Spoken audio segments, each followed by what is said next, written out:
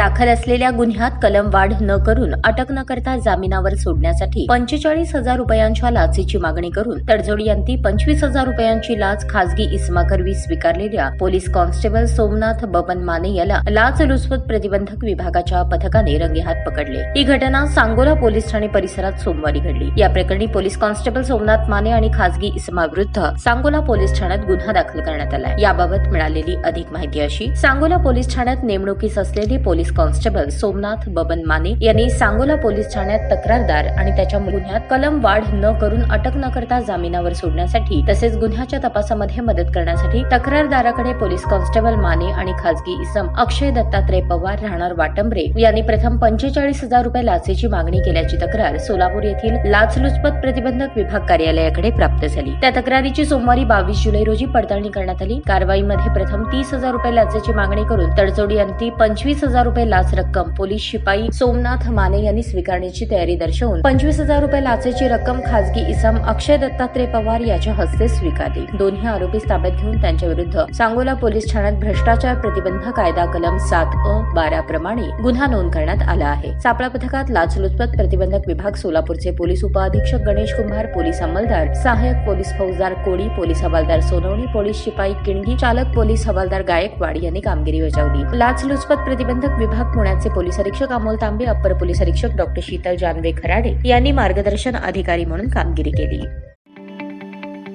ताज्या बातम्या पाहण्यासाठी प्राईम महाराष्ट्र न्यूज चॅनलला सबस्क्राईब करा।